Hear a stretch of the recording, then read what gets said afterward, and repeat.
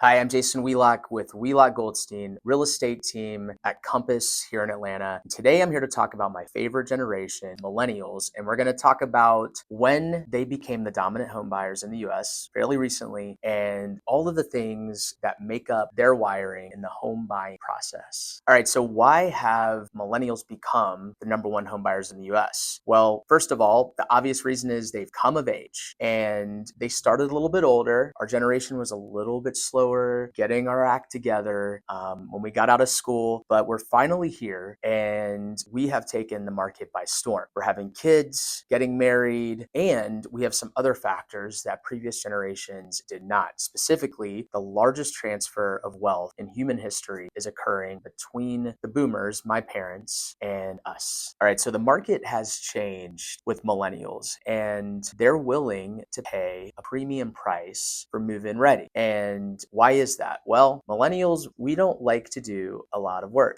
And we also had TV, which means we had HGTV and Selling Sunset and all of the reality shows that I don't watch, but my clients tell me about. And all of those things paint a picture of what your home can be, right? So home design has become this fast evolving trend. It's about as trendy as clothing from last season. And most millennials who, especially of the more affluent part of the generation, they've got jobs, they've got commitments, they've got technology, and life is fast paced. So they don't want to do it, but they do know that they like it when they see it because they saw it on that reality show, and they're willing to pay you, a potential home seller, more to do it for them. All right, so what do millennials want in a house? Well, first of all, we might be kind of basic because we basically like all of the same things. We want open floor plans, we want lots of light, we want big kitchens with quartz countertops. We like basically that HGTV copy paste. And jokes aside, I think that probably a lot of the older generations are into some of these things as well. Location wise, though, I think that there is a key difference, which is our parents' generation definitely valued how much house they have, right? And if any of you have baby boomer parents, they probably have a lot of stuff. And a lot of that was because they had big houses, and a lot of those houses were miles from grocery stores and malls and work. Well, millennials don't want that. They want to ditch the car. They want to be in a cool, walkable, community-centric neighborhood, and they are lifestyle driven and will take a smaller house in lieu of a bigger home for that trade-off. I've asked myself, why do millennials and their parents' generation value different things in their home buying process? And look, I don't know if there's any scientific data or studies on this. There might be, I haven't seen. But if I had to guess, baby boomers were the first super affluent generation in the US coming out of World War II. They crushed it. The economy boomed. They made a ton of money. And so I think that they experienced the ability to buy these big homes. And then the suburbs formed. It was a new concept because of cars and commuting to work. So they were able to buy cheap real estate on top of that, right? And so then I think millennials sort of came back down to earth and we grew up in these big houses, had all this stuff. And then flying, traveling, mobility of people became so easy and cheap when we were young. So we had the ability to enjoy what we call experiences. So we decided, you know what? I don't need to have all the stuff my parents did. And I want to go and hang out in France for a week or two, but maybe not have as much stuff or house. So our priorities have changed and the way we live and what we do with our time has changed. And it's been a really interesting evolution. All right, so what are the popular neighborhoods and locations specifically to Atlanta for millennials? Well, I think the whole ongoing reurbanization of America has been probably happening for 20 years now, where inner cities have been revitalized and cool walkable areas like the Beltline here in Atlanta, which is an urban walking trail, has been in development, becoming super popular amongst young people. And now that trend, though, I think has expanded further because the suburbs have basically said to themselves, well, we're feeling a little left out right now because nobody wants to come live and just like 20, 30 years ago, drive 5 miles to the grocery store and maybe even 20 miles to work. So you've got downtown Alpharetta, which Alpharetta has always been super popular, probably over the last 30 years, but that center old historic downtown has been revitalized. Same with Roswell, same Same with Woodstock. These are, or even Marietta. These are premier Atlanta suburbs that have existed, but they're sort of reorganizing or recalibrating the appeal, and people want to be more close to the center of these areas and get that walkability, get that sort of Beltline-esque effect of the coffee shop, the restaurant, that 15-minute walk home from dinner, or the coffee shop that a lot of the urban renewal has already offered the last 20 years. All right, so how has the rise of millennials as the dominant home buyers impacted real estate? Well, the long and short of it is we have had an inventory issue in our country since the last real estate crisis of 2008. So millennials coming into the market has added more pressure to that and made finding a home quite a bit tougher than before. And there can only be a few ways to solve that, which is government policy to create density for cities so that more affordable housing can be built, loosening of red tape around construction of residential real estate. And there's a number of other factors that even connect to our baby boomer parents not selling the big homes that we thought they'd sell. The long and short of it is they said millennials would never own homes and would run forever, and we proved them wrong. And now we all want to own a home, the American dream. All right, so I'll give some brief tips for my millennials, which is sometimes expectations and reality don't meet each other when it comes to owning a home. I understand we all grew up and want the biggest and baddest and coolest property with all of the features that we saw on Selling Sunset, but the facts are sometimes you're just gonna have to realize that real estate is a stepping stone. So be patient and have manageable expectations when you're buying a house, because if you make good decisions, this may not be, if it's your first or even second home, sometimes your dream home, but the right purchase can help you get to that dream house. And then also, don't be afraid of a little sweat equity, because like I said earlier, I know that my generation wants move-in ready, they want the HGTV house, but you might make a little more money if you're willing to change some countertops, some tiles, and some lighting. All right, so advice for any home seller who is potentially going to be prepping to list. Likelihood is you will be selling to a millennial since they're the biggest home buying group. So we want to prepare for millennials. And how do we do that? Well, we remember that anything that they have to do to the house that would give them anxiety, which is everything, such as tile, countertops, cabinets, paint, carpet, even planting some flowers in the front yard, I would probably do it because they do want move-in ready. And I want you to be patient with us and with them, because if you do, they'll pay you a big premium for your house.